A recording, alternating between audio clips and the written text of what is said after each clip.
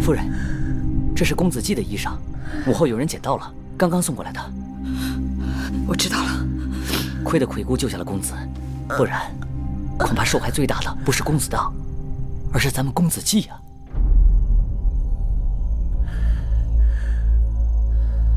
什么意思？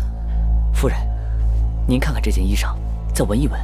我从小在山里长大，知道这疯子最爱追逐3种人：醉酒的人、穿鲜艳衣裳的人和身上有香气的人。公子荡占了头1种，咱们公子占了后2种。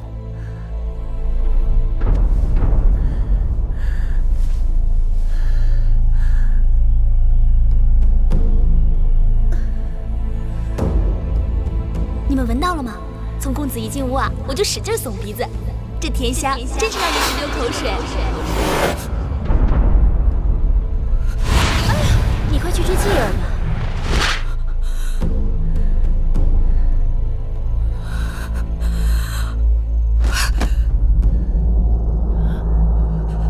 我明白了，你去吧。是。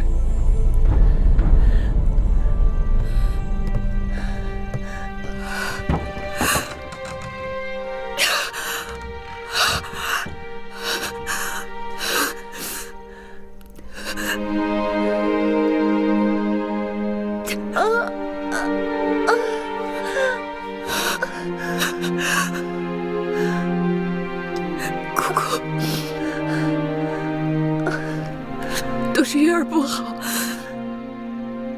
当然你就提醒过我，我却没有在意，是月儿错，是月儿害了你。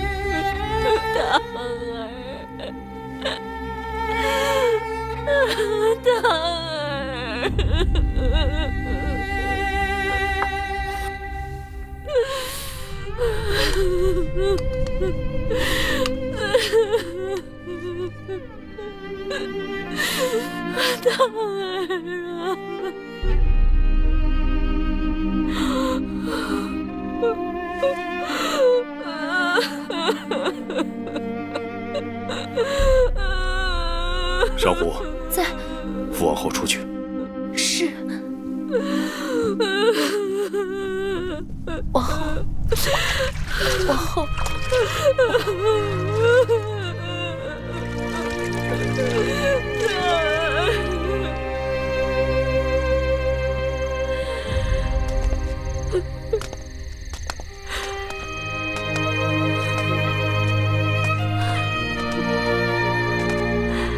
我自作自受，自取其祸，都是我的错，都是我的错。王后，当然是在替我受罪，是我该死啊！王后，王后，是我要害人，是我要害别人的孩儿。生死比生命值得看得清楚，让我痛，让我千刀万剐，让我去死吧，让我去死吧！王后，王后，这药也不知管不管用，魁姑看起来更不好了。大王已经出了万金悬赏，怎么还没有人献上主意啊？都说这世上最毒的是蝎子、蜈蚣、蛇、蜘蛛、蟾蜍，杀人蜂怎么会这么厉害？你们是以前没见过杀人蜂，在我们山里头，听到杀人蜂，谁不躲得远远的呀？我跟你们说起这些毒物，杀人蜂就算不能排在毒蛇的前面，至少也不会排在蜘蛛的后面。在我们楚国有一种烛龙蛛，它有蜘蛛一样的脑袋和蛇一样细长的身子，被它咬一口要病半个月呢。这都不算什么。我们那会儿住到大山里边，有一种蜘蛛网，它可以长到小孩子的拳头大小，织的网都可以捆住一只小鸟。就它这么厉害，和杀人蜂交战也仅仅打个平手。吹牛吧？我与我死去的爹娘发誓，是我亲眼看到的。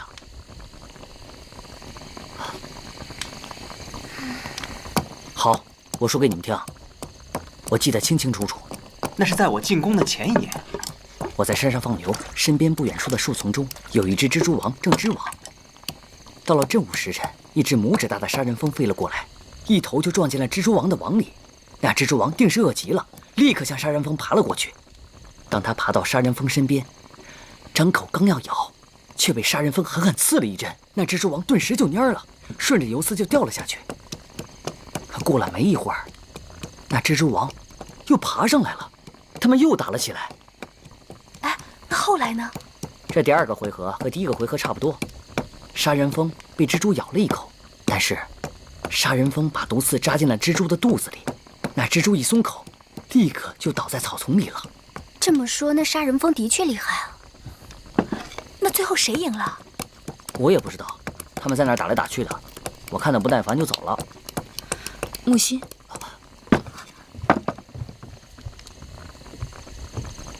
夫人，你刚才说的话可当真？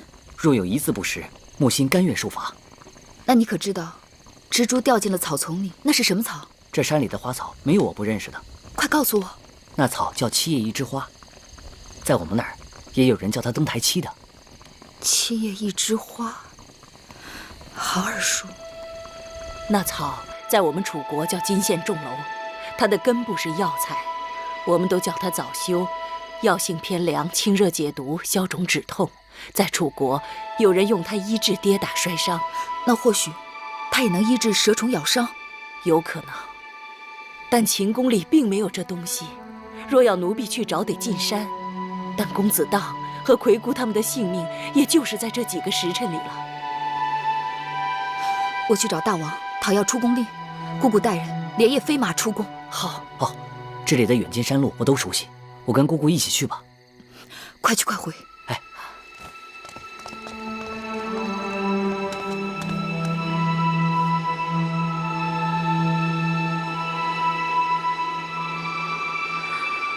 太医令，臣在。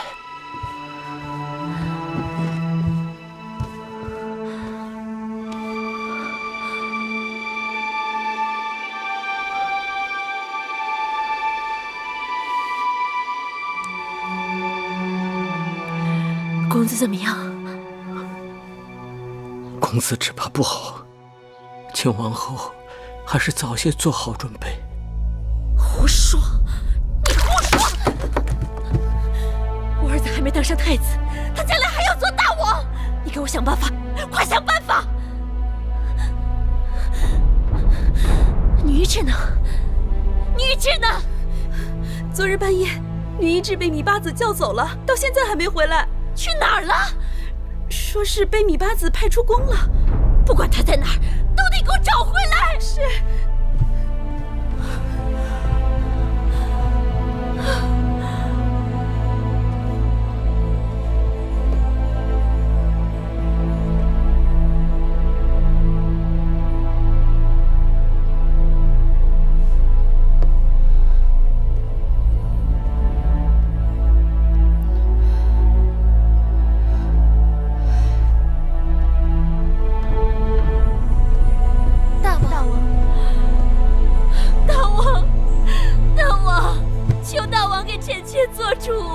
大儿怎么了？太医令说，大儿不行了。大儿若走了，臣妾岂能苟活于世？大儿是寡人的儿子，我嬴氏的血统比别人顽强，绝不会轻易放弃。王后爱子心切，此刻不该乱了分寸。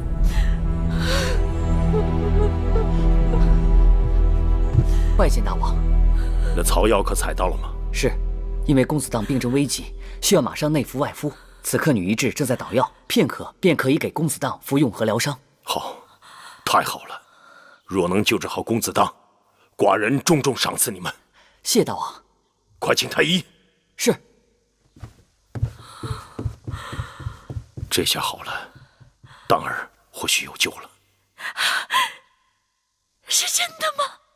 昨夜芈月偶然发现了一种草药，对荡儿的病症或许有奇效，所以女医治连夜出城进山采摘，此刻药已采回。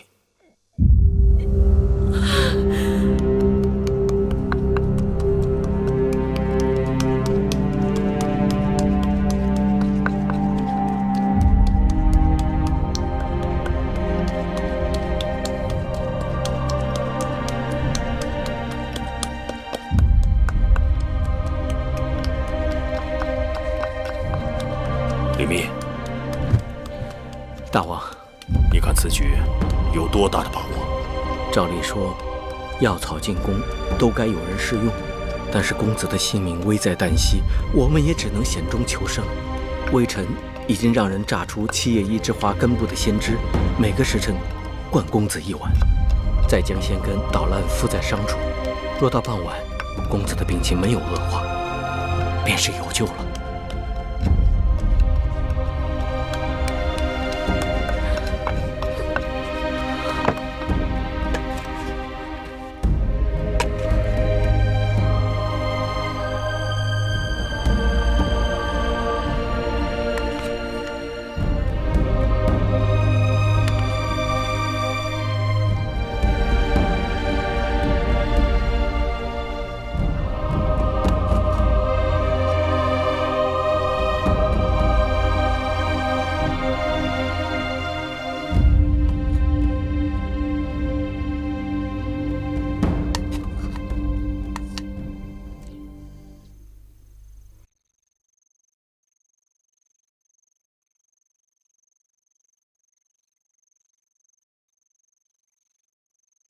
荡儿，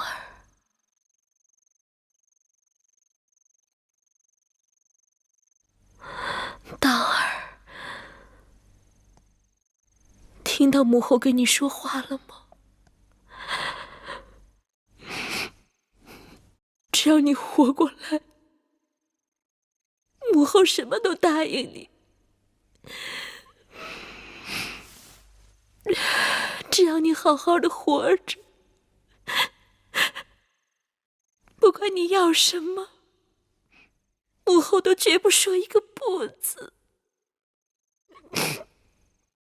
母后情愿拿自己的性命换你一命。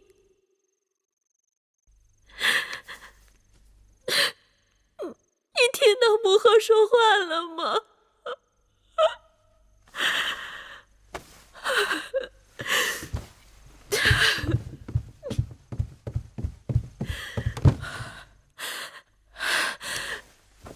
上天诸神，大司命、少司命，求求你们，让荡儿渡过这个难关。只要诸神不嫌弃，小女子芈姝愿意以血以肉以性命祭祀诸神。求求你们，让荡儿活过来吧！求求你们让荡儿活过来吧！求求你们让荡儿醒过来吧！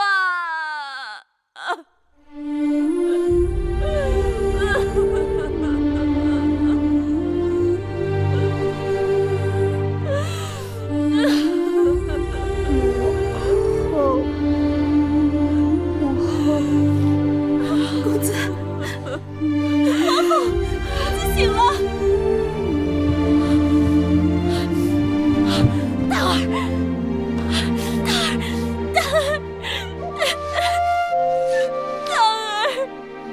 母后在这儿，母后在这儿。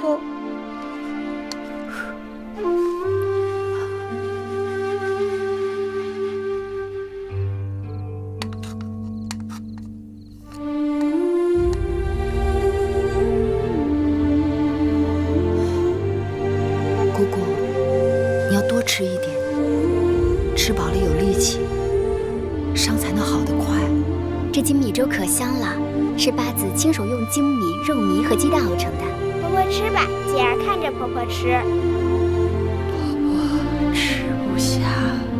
吃肉肉长肉肉，不吃肉肉精瘦瘦。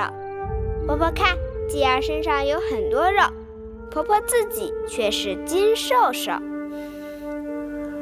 好，婆婆再吃一口。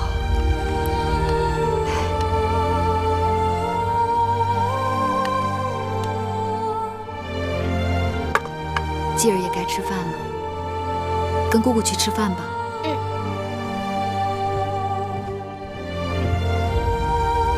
姑姑这一倒下，辛苦月儿了。姑姑一直把月儿当亲生骨肉般对待，如今为了继儿受了伤，却跟我说这么见外的话。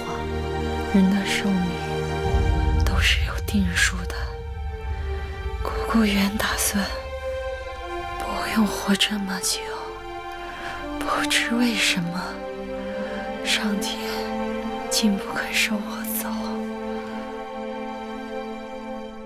姑姑稍微退近，所以在说胡话。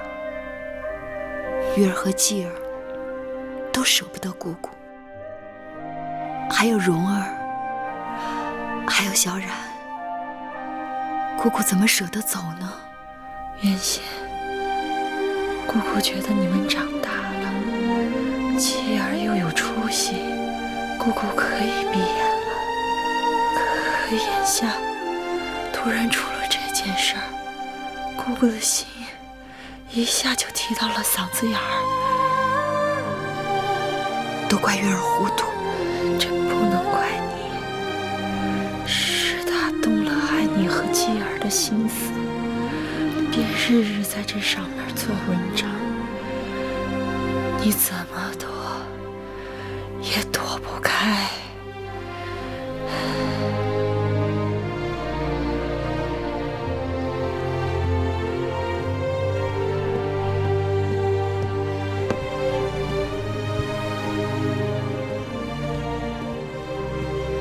大王，请用茶。那杀人疯之事，查得如何？老奴叫人细细查过了。公子荡遭遇疯子，实属偶然。米酒是公子通拿去的，但是公子荡强从公子通手中抢去，并且不听劝阻，酣畅通饮，结果酩酊大醉。倒是什么？倒是王后、公子季和八子他们从少司命神祠祈福后路遇杀人疯，这确有可疑之处。哦，从神祠到交房殿有一条最近的路径，但那日偏巧路被水淹，所以王后、公子季和八子不得不走了有杀人疯的那条路。可查出原因了吗？是几个在园子里干活计的内侍，他们把路断了。那条路是新修的，暗渠经常漏水，所以没有头绪。这么说，那些杀人疯，也许真是被我们自己养的疯子引到园子里的。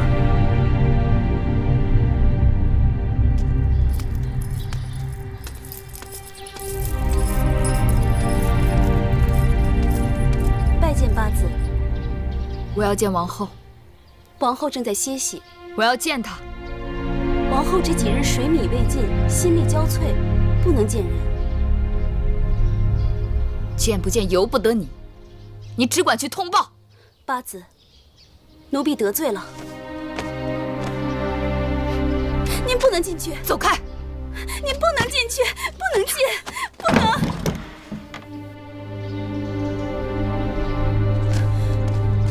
王后，请八子进来。是。八子，请。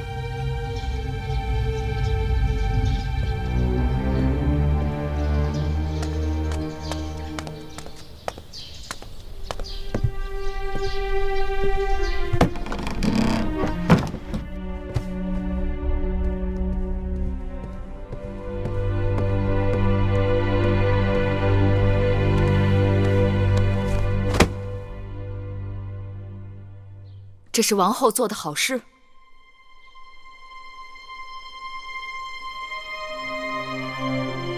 告诉我实话，是不是你做的？若不是你做的，那就是你身边人珍珠珊瑚，还是谁？是我。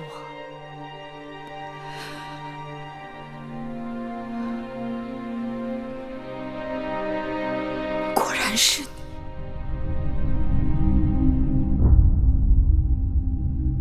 我的姐姐，继儿的母后。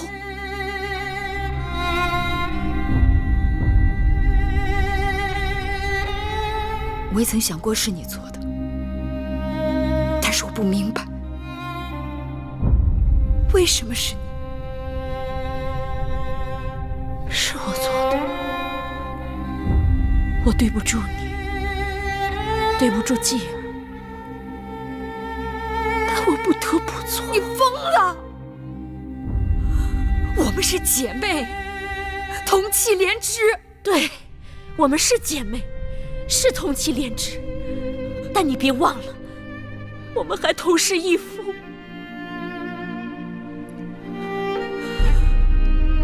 我从未与你争过宠，还用争吗？除了你，大王眼中还有谁人？除了你的儿子，大王眼中还有哪个公子？公子当是嫡公子，大王早就明言。要立他为储君，那是何年何月的事了，你不会不知道。眼下前朝为立长立贤，早就飞升一片。那是指公子华，也可能是你的继儿。就算如此，那也不是继儿的错。大儿争不过你的继儿，我只是帮他一把。这秦国只能有一个太子，一个大王。继儿、公子华当中只能有一人胜出，所以就要以命相搏。大秦建国数百年，父子相背、兄弟相残的事还少吗？可你与我不同，继儿和大儿也应当不同。有何不同？不过是宰割他人，或是任他人宰割。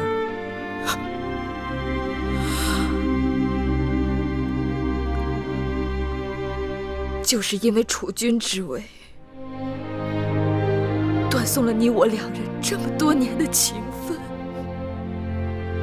在这宫中，哪有什么情分可言？自嫁到秦国，我视为王后。哪一日不是在与人明争暗斗？哪一日不是战战兢兢，如履薄冰？大王是我的夫君，一生恭敬，我便见不得天日，弃如敝履。我身边只有一个当儿，我靠不得母国，靠不得夫君，唯一的盼头就是当儿。而你的继儿，却让我连这个念头都荡然无存。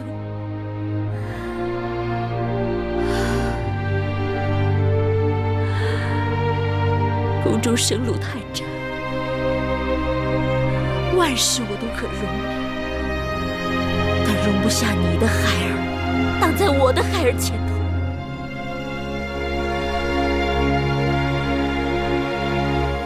眼下是你救了大儿，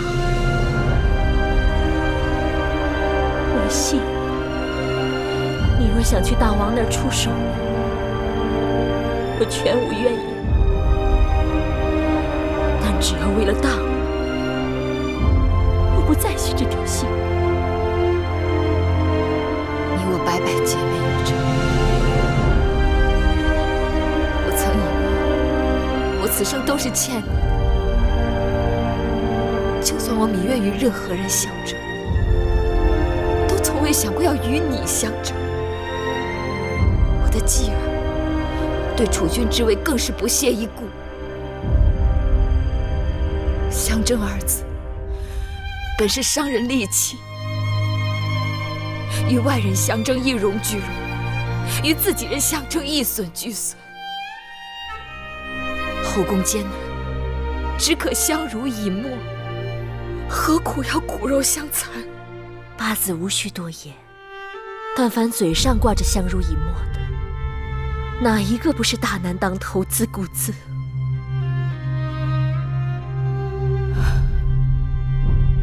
罢了，你去大王那儿出手我吧，我自作自受，罪有应得。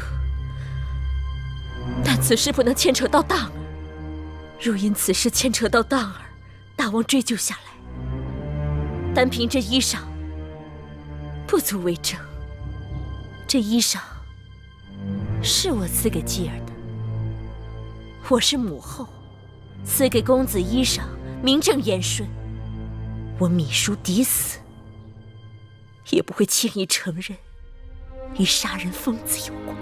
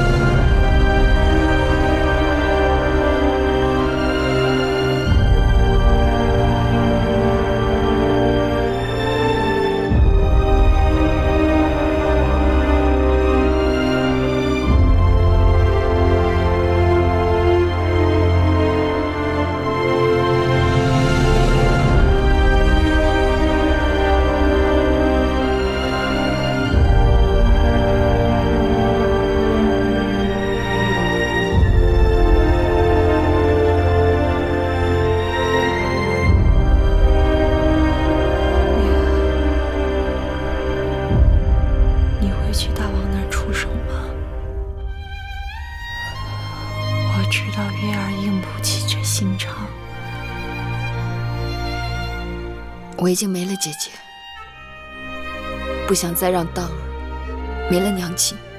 你救了公子当，还要救王后？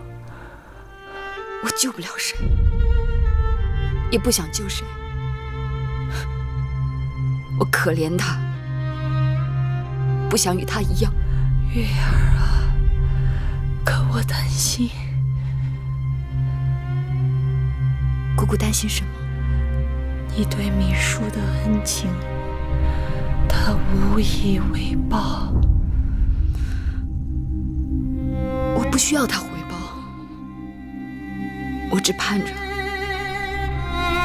她能够幡然悔悟。不对，你可知大恩积大仇？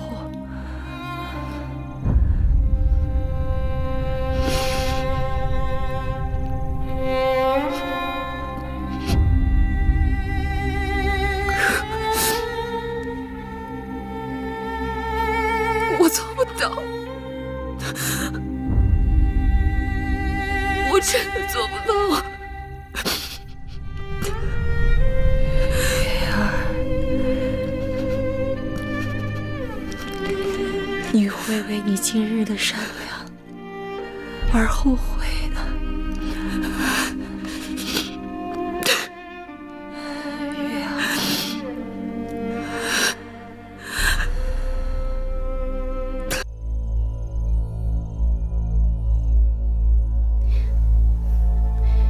王后，大王若怪罪下来，奴婢全担了就是。奴婢告诉大王，王后对此并不知情。你们都不用担心，过了今夜，若没事，便没事了。王后怎会知道？他若真想动手，不会把这件衣服留在这儿，这是出手我的证据。你们去把这件衣服烧了，一丝灰也不要留。是。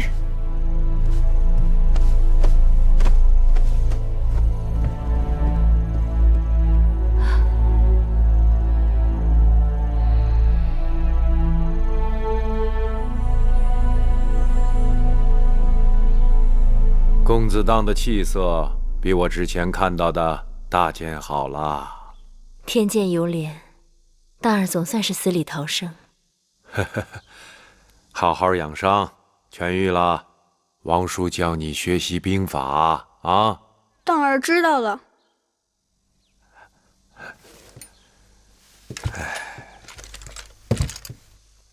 往后日夜照料公子当，也要多保重才是。多谢处离子牵挂。老臣告退了。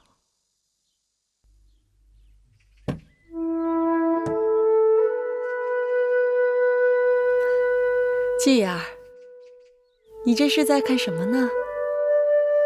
娘亲给我留的功课，她要我看看我们的以往和来日。什么以往和来日？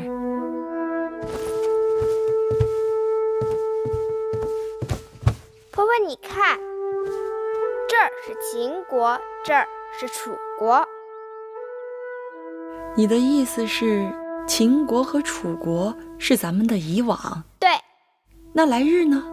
来日在这儿。这是哪儿？这儿是巴蜀。巴蜀。月儿，继儿说咱们的来日是巴蜀，这是何意？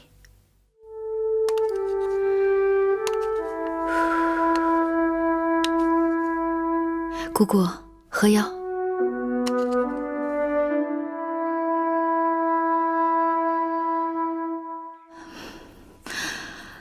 巴蜀占据天险，易守难攻，而且西接秦国，水土丰美，盛产粮食和丝帛。我想请大王将来把巴蜀分给继儿，又因继儿年纪尚幼，便可以让我随同一起去巴蜀。加之巴蜀与楚国水路相通，若继儿分封在巴蜀，我们就有机会派人去楚国，让荣弟也去巴蜀，一家人得以团聚。月儿，你是想带着继儿离开秦宫？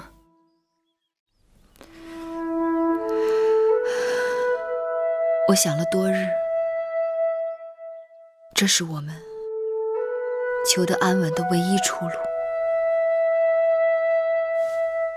继儿，你愿意跟着你娘亲出宫吗？我听娘亲的。若有一日让继儿自己选呢？我还是听娘亲的。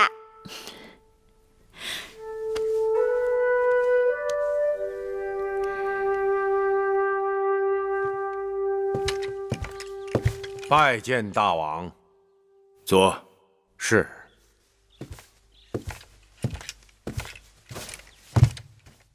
不知大王宣臣进殿，有何事商议？你看看，王后上书于寡人，说是诸公子年岁不一，且生母出身地位荣宠不一，皆是寡人之子嗣，恐有以其年长，以其母族，以其荣宠，而后得封地。年少未见者无人直言，因此想借来年元日大吉，为诸公子分封藩地。这是好事啊！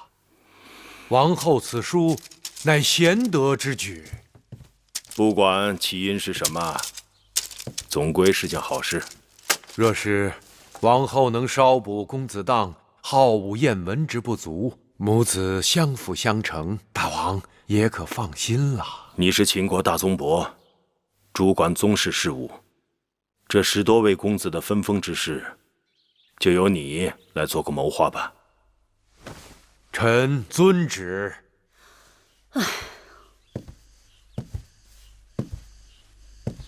王后如今的心思真是越来越缜密，此刻不提立储，却上书分封，她就是想让大王把年长的和有军功的公子也都分封出咸阳，这样就没有人跟他的儿子争太子之位了。夫人要快想办法。华儿在秦国的旧族当中甚得人心，旧族们若能同心协力举荐，大王也不得不忌讳几分。那就赶快联络那些旧族们。恐怕已经有些晚了。那我们只好坐以待毙了。谁说的？王兄来信说，仪儿已启程多日，我估计就快到咸阳了。魏仪，夫人的亲侄女。无论是在魏国，还是在秦国，她都是无出其右的绝世佳人。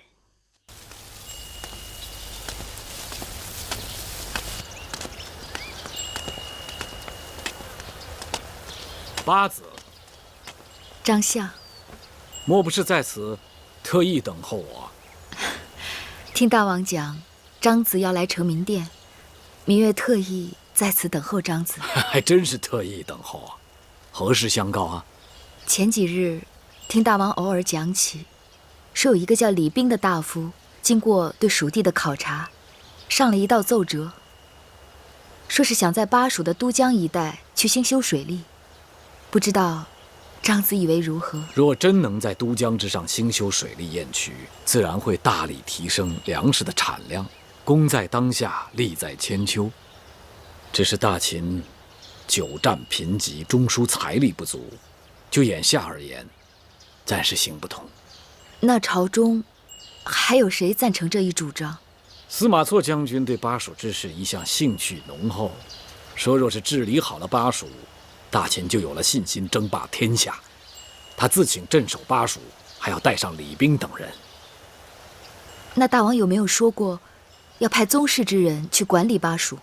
过上一阵子，等巴蜀的人心稳定了，大王自然会分番亲属。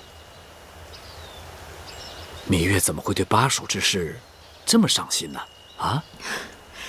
继儿眼看就要9岁了，我不得不为继儿做些打算。张仪已经为芈月和公子季做了打算。芈月见张子，也是为了求张子一事。何事？求张子切切不要到朝堂上议论储君之事。若一定要说，那就把继儿剔除在外。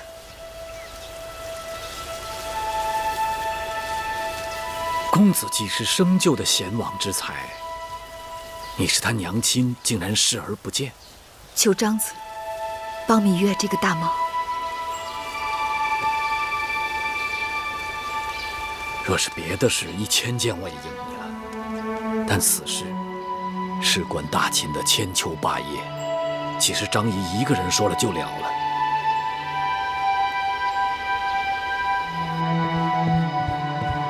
王后，芈八子来了。王后，让他进来。是。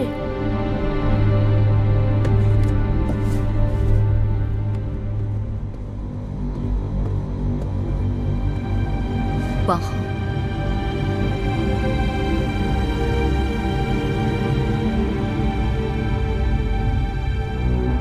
我有话要与王后说。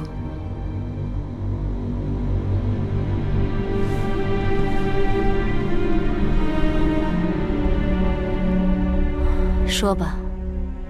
我的继儿绝不会与公子当争储位。你我已经如此，争不争已不相干了。我希望你我仍是姐妹，继儿和当儿仍是兄弟。两虎相争，是不是姐妹兄弟又如何？我需要王后的帮助，让继儿分封出咸阳。什么？让继儿去巴蜀，我们母子从此远离秦宫。这不会是你的真心话？芈月此刻没有比这话更真心的了。王后若是相信，就只管向大王进言。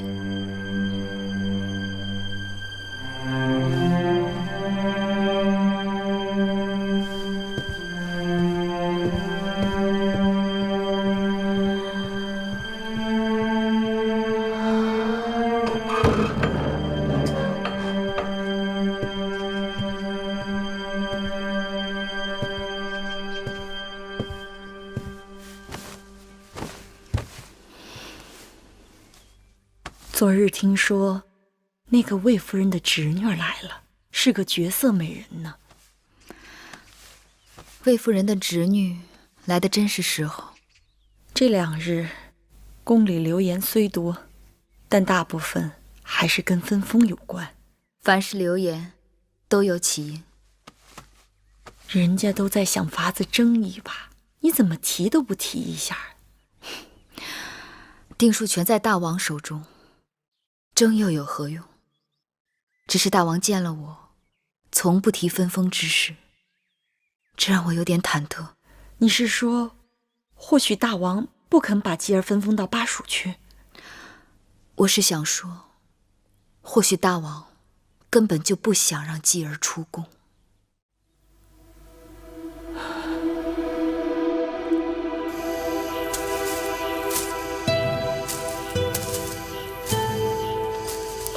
好颜色。大王说的是什么？滑如桃李。深秋季节，菊花丛中却开出桃李，是不是有些古怪？也说不定是世外仙书啊。若真是世外仙书，必不带凡俗之气，也不会落到寡人的花园里来。小女子魏仪拜见大王。你不是秦国人？我是魏国人，前2日才到咸阳来看望我的姑母。你姑母，魏夫人？正是。你在此处做什么？姑母一直有心口疼之症，听说用这种黄花煮汤喝会有所缓解，所以才摘了一些。太医院有的是治好的药材，何须你亲自来采摘？听姑母说，姑母虽贵为夫人，但是人老珠黄不被看重，所以太医院的药材也不好再三去要。人老珠黄？不会吧？人情冷暖，这也是常有的事啊。你倒是看得开。后宫就是这样啊，攀高结贵的。不一定是这样的。那会是什么缘故呢？也许是因为华哥哥在大王的公子当中十分出众，所以姑母遭人嫉恨。这话倒也有几分道理。真话而已。时辰不早了，姑母该惦记了，仪儿告退。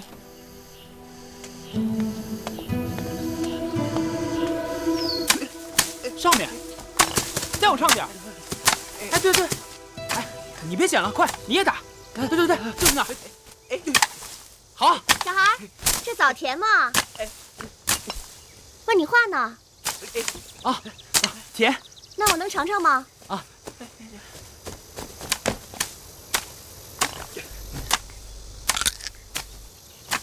真甜啊！哎，这棵树上的枣啊，是宫里头最甜的了。你喜欢，多吃点。只有我知道这宫里头啊，哪棵树上的果子最好吃。那你告诉我这些树在哪儿，我也去摘。我是魏夫人的侄女，要在宫中住好一阵子呢。还是我摘了给你送过去吧。那就谢了，小孩。哎，我不是小孩，我叫银通。寡人对魏夫人真的刻薄寡恩吗？这小丫头说话口无遮拦，大王不必往心里去。论华儿在众公子当中出众，这话倒有几分道理。华儿作为长子，甚为寡人喜爱，有军功，有担当。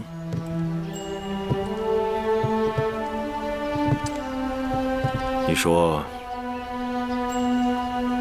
他跟寡人提起魏夫人和华儿，是有心还是无意？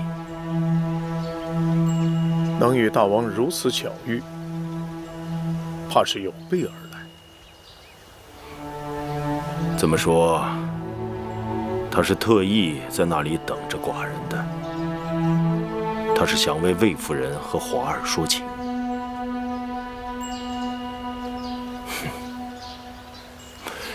寡人明白了，原来这滑入桃李的小女子，也是为了寡人身后之事而来的。把它搅匀，你这也是从底下翻上来，要均匀。来，给我舀一碗，我尝尝。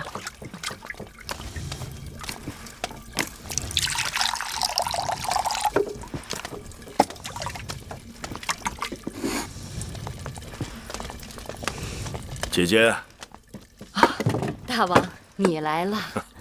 寡人有口福了，老远就闻着桂花稠酒的香味儿了。大王，你来的正好，我呀刚刚酿了几坛子酒，待会儿你带回去。什么时候把你这门手艺传授给宫中的奴婢们，省得我老远的老是往你这里跑。你别糊弄我了，大王到我这宫里来，不是只为了这桂花稠酒吧？什么也瞒不过姐姐。你们都下去吧。是。大王的公子们终于要分封了。关于分封，我已经让处理子去谋划了。公子们都长成了，有些个还军功在身，总不分封出去，也说不过去。不过朝堂内外的诸人都把这分封看成是立储先兆。是不是先兆，还不是全凭大王您的心意。虽说楚军该与分封无缘，但是诸国的公子中，先分封后立储的，并非没有先例，只是多些个周折罢了。姐姐说的是啊。来，大王，你快尝尝我亲自酿的这桂花稠酒。来，好。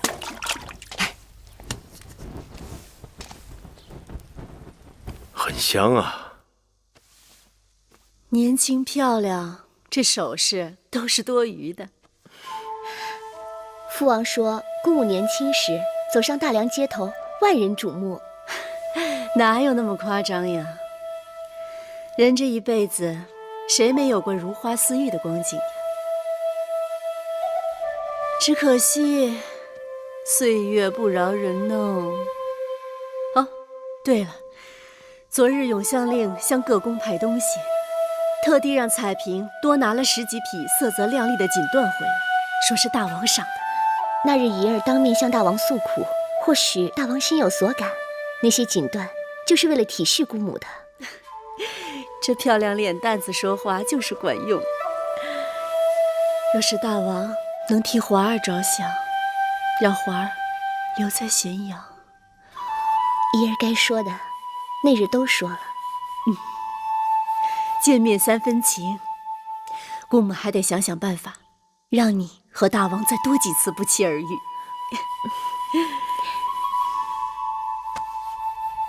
处理子已将分封的安排递到大王那儿好一阵子了，大王那儿却一直没有音信。会不会是西边那个人在大王处作梗？西边哪个人？婢子胡说，王后恕罪。以后别再说东边西边的了，能够河水不犯井水就好了。起来吧。谢王后。他说自己的孩儿不贪图王位，愿意分封到巴蜀去。此话虚实难辨，暂且当真吧。可魏夫人那儿又来了个美人，被人说的跟天仙一样，真是前有虎后有狼。过几日就立冬了，让荡儿把新学的拳法好好练一练。立冬之日，我把大王请来，让荡儿打给大王看。是。大王，外面太冷了，烤烤火吧。是。看这天，要下雪了。下雪好，瑞雪兆丰年。有什么话说吧。别欲言又止。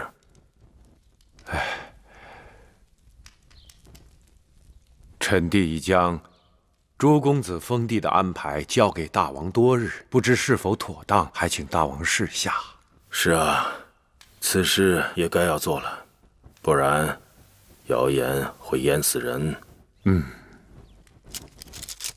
寡人看过了，只是奇怪，为何只有名册和分封之疆域，却没有拟定谁分封在哪里？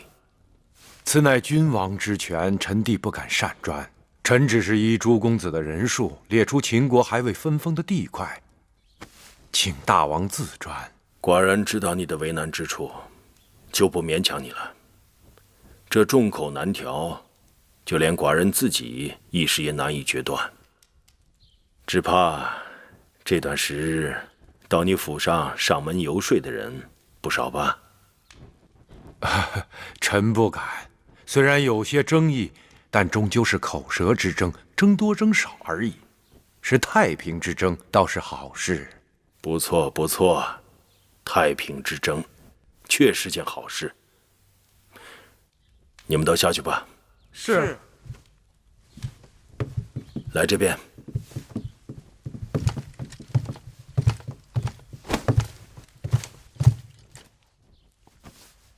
这块地处于赵魏之间，面积广大，是块好地，可以给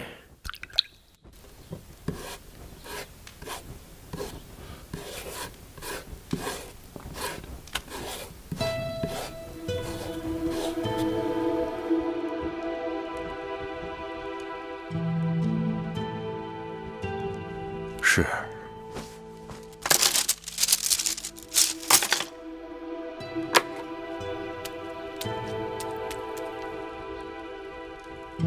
这块地给公子封，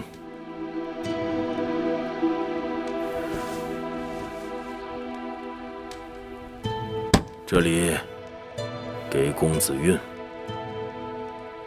巴蜀乃新征服之地，虽然地域广大，但却是崇山峻岭，险恶难治。楚离子，依你之见，该派何人前去？臣以为派公子季去为好。巴蜀险恶难治，寡人以为你会建议年长公子前去。巴蜀情况复杂，纵然年长的公子，也未必能够处置妥当。公子季虽然年幼，但这次领兵进巴蜀的主将司马错、监军张仪皆与其母族交好，副将魏冉更是其舅父。再加上巴蜀连接楚国，其母芈月聪明过人，她熟悉楚国的环境，却又与楚王不和，正可与公子季有所帮助指点。臣以为派公子季去，再合适不过了。似乎有些道理。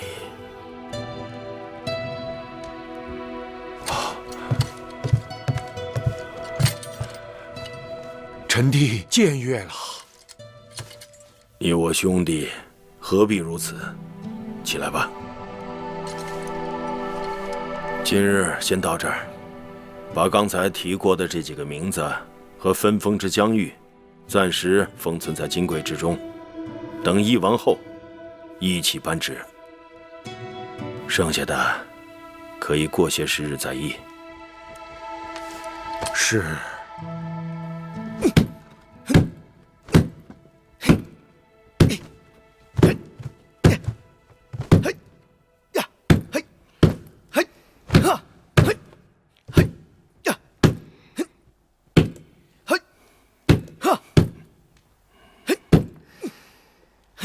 当儿的拳脚功夫的确深厚啊！冬练3九，夏练3伏，当儿勤奋，楚离子他们督促有方，总算是有些长进。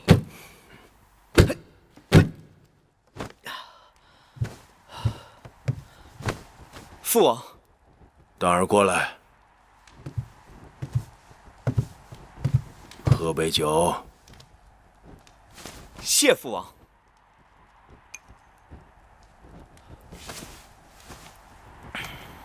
看你满头的汗，去换身衣服，省得受风。是。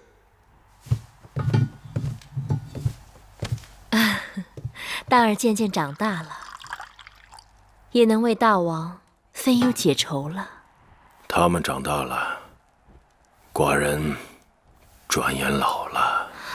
大王春秋盛年，只是不必再那么辛苦，也该让宫里的嫔妃们好好为大王尽尽心意。臣妾听说，前阵子宫里来了个魏国美人。王后的耳目好灵啊！不知那美人是否合大王心意？王后真是用心良苦。大王，王后慢慢喝吧，寡人走了。大王，大王，天色已晚。不晚，寡人看看芈月去。恭送大王。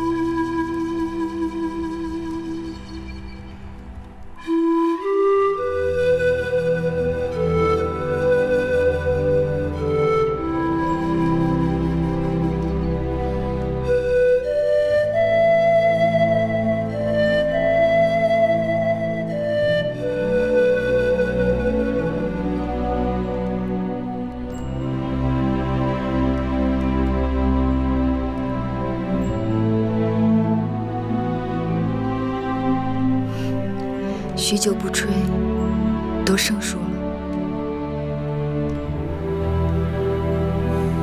寡人还记得第一次听你吹排箫的情景，那是你头一次真正住在成明殿。那支楚曲余音绕梁，让寡人难以忘怀。只不过是一首民间野曲，可寡人喜欢。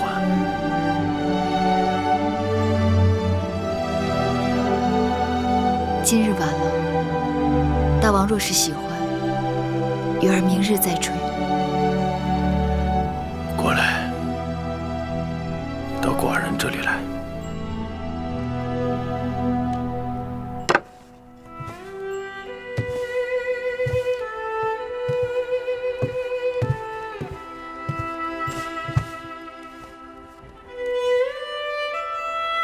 寡人是不是老了？大王正当盛年，可寡人老是想起一些陈年旧事，心肠也比过去软了。说起来，宫里的公子公主并不少，看着他们一一长大，论牵挂，当然是嫡子。也许要多花点心思，只有继儿，才能让寡人舒心开怀。宫中公子公主们大都敬畏大王，只有继儿迟钝。并非如此，寡人觉得继儿单纯善良，聪慧正直。也许他就是寡人心里期盼的那个人。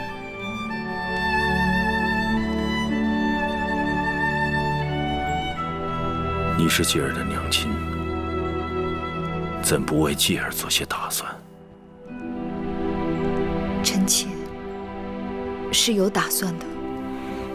那好，说来听听。听说大王近日正谋划分封各公子。不错，丫头想为继儿求封属地，还是想让继儿留在宫中？臣妾若是有所求，大王能答应吗？那就要看你是否和寡人心里想的是一样的。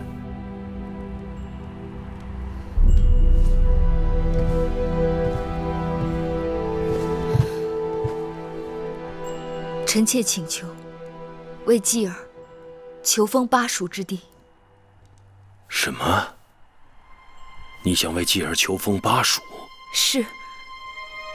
臣妾想为继儿求封巴蜀。为什么？当年攻下巴蜀，继儿有功，大王让我为继儿讨封赏，就当是大王赏赐继儿的。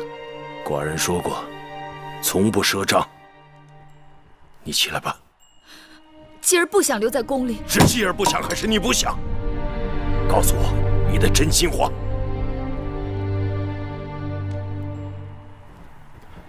寡人不准。大王若是不允许，臣妾不能起来。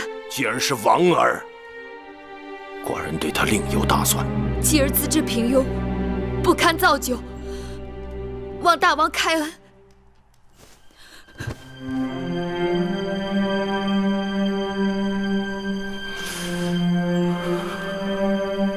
你该知道这些年，你和继儿在寡人心里的分量。但你要明白，我属意继儿，并不因为我与你的情谊。芈月，你太让寡人失望。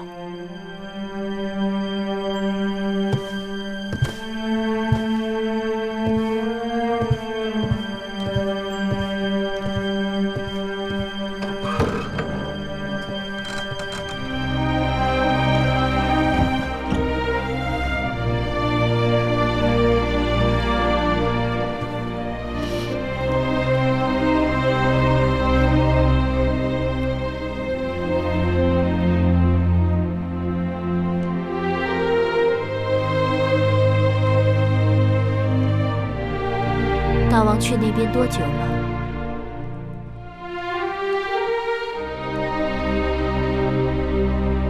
快1个时辰了。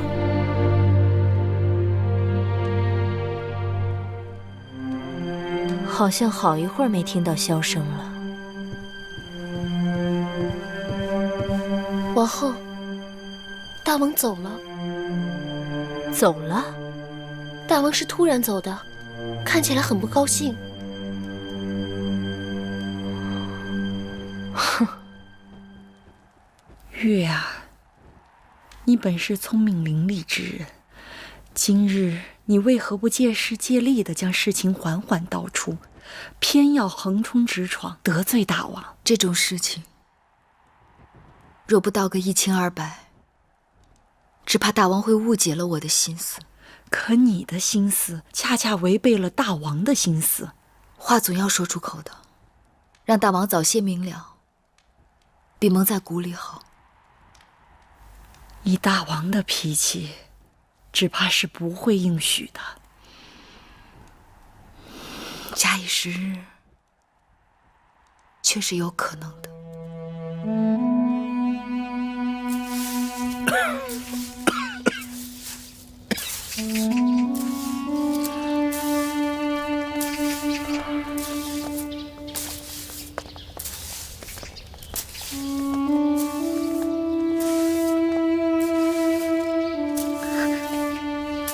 大王，这么冷的天，你为何站在这儿？让寡人有眼福看到一幅雪中美人图。姑母说这宫中种了许多腊梅，我带人出来寻了1个时辰，只见树不见花，只好不得而归。宫中的腊梅都是从汉中和秦岭移来的，今年的花期似有些晚了。等花开的时候，我会派人送些到你姑母的宫里去。这些年，你姑母精心养育华儿，寡人的孩儿当中，属华儿军功最多。谢大王恩宠，不过这腊梅就不必送了。这宫中人多嘴杂的，3人成虎，众口铄金，一儿还是自己带人去摘采吧。宫里难道有什么闲言碎语吗？大王耳力不好。折夫成城，折腹倾城，一绝折腹，为消为痴。这不是大雅瞻昂吗？是啊，这几日宫内外到处都在传唱它。真的吗？大王对你有意呀？什么有意呀？不过是说了一句雪中美人图罢了。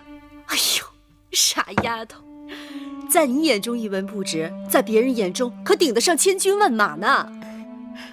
大王说姑母养育了华哥哥，在大王的孩儿当中，就属华哥哥最争气。大王还说要给姑母送梅花来呢。啊，大王真这么说的？嗯，太好了，太好了，华儿有望了。姑母要当心，外面传的那歌谣，是不是就是冲着姑母来的呀？不用管他，有大王的恩宠，外面的人就算唱破嗓子，又能如何？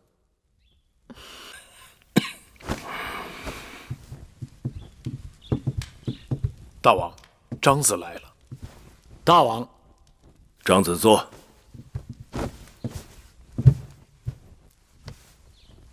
张子是咸阳城里耳目最灵的人，这2日可听到咸阳城里一首歌谣？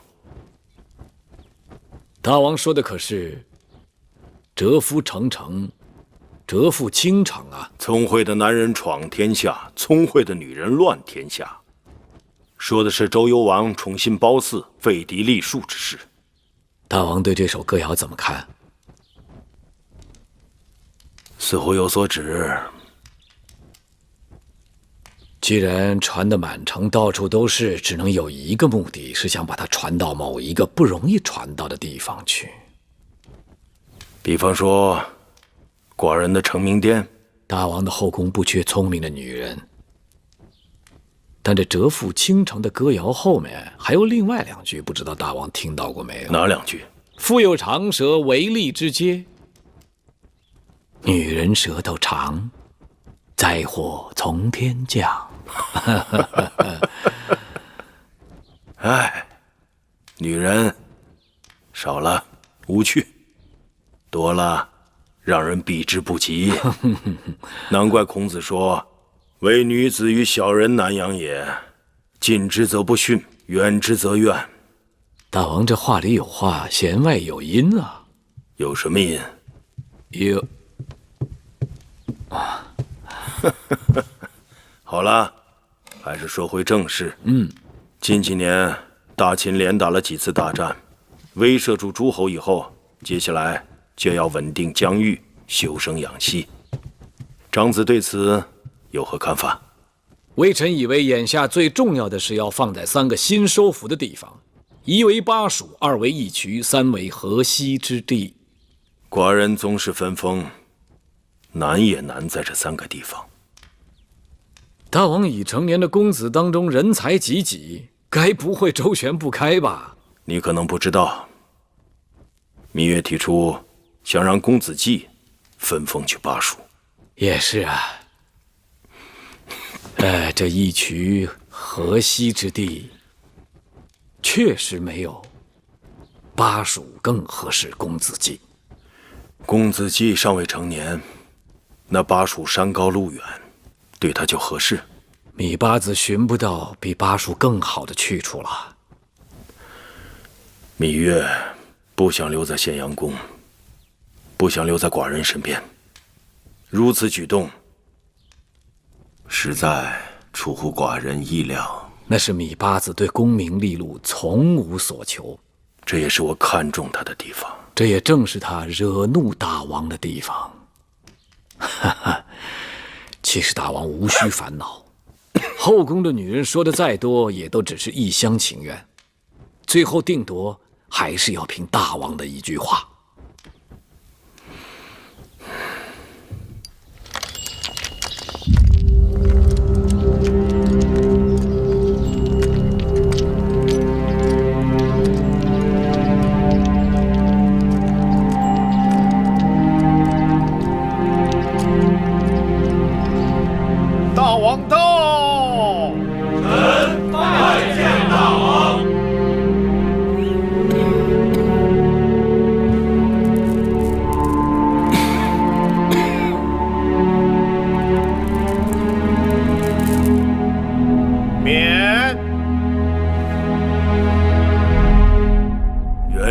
吉，寡人要与众臣宣布诸公子分封之事。寡人的公子们逐渐成年，到了该为大秦镇守疆土、随从作战、缴纳贡赋而尽职守的时候了。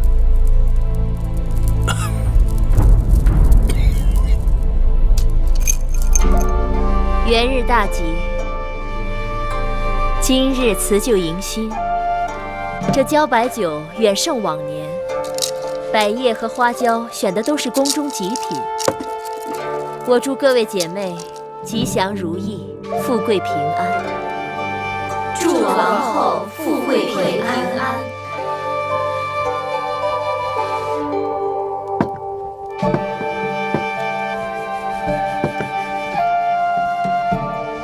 媚儿女自有媚儿女的好处。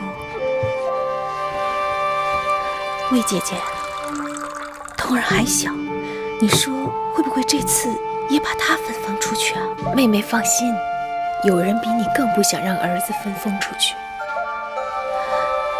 姐姐说的可是魏夫人，可我看魏夫人是胸有成竹，好像稳操胜券的样子。有些人就是刚愎自用，自以为是。哎，要真能像她那样，图个自己安心，那也就好了。今日大王在宣誓殿向众臣公布分封大事，芈月妹妹仿佛事不关己呀。雷霆雨露皆是天恩，何况诸公子都是大王的亲生儿子，难道大王还会亏待了他们不成？手心手背还两般待遇呢，我就不信你心里没有一点打算。不过这一阵子妹妹往大王处走动的少了，不见君面，君自然寡淡，想向大王求情，估计也逮不着机会吧。妹妹还真不知，原来姐姐的恩宠都是求来的。在大王面前自作聪明，小心搬起石头砸自己的脚。大王一向恤老怜幼，公子既这么小，这次分封只怕是轮不到你了。王后的奏折求的是为诸公子分封藩地，该是人人有份的，为何公子既无份呢？继儿若是能与其他公子一同分封，那是继儿的福气。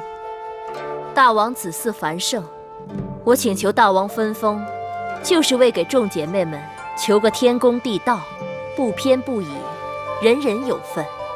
说得好听，那是人人有份；说得不好听，那可是把人人都算计进去了。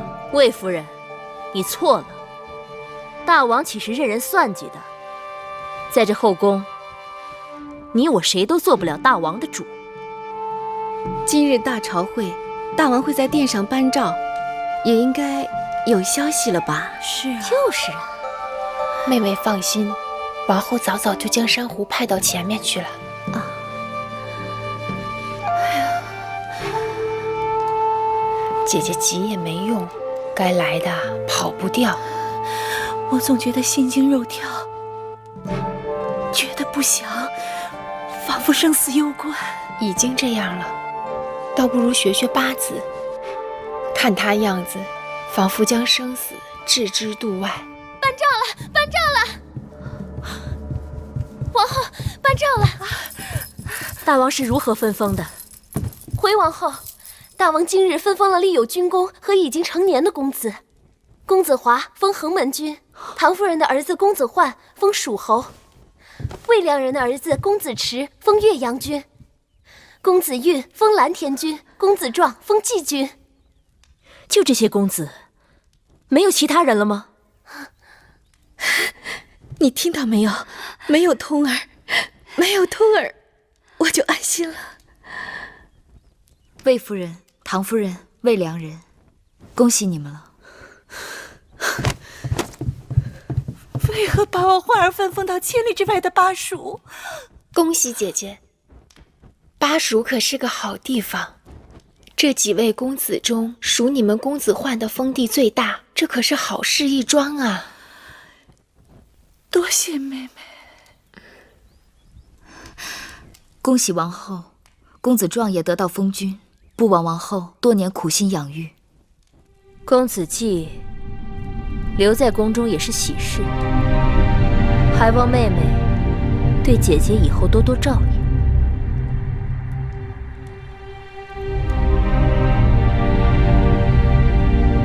夫人，夫人息怒。大王不公，要么都分封，要么都不分封，为什么偏把我华儿分封出去？夫人息怒。姑母不要过分伤心，华哥哥走了，怡儿会一直陪在姑母身边的。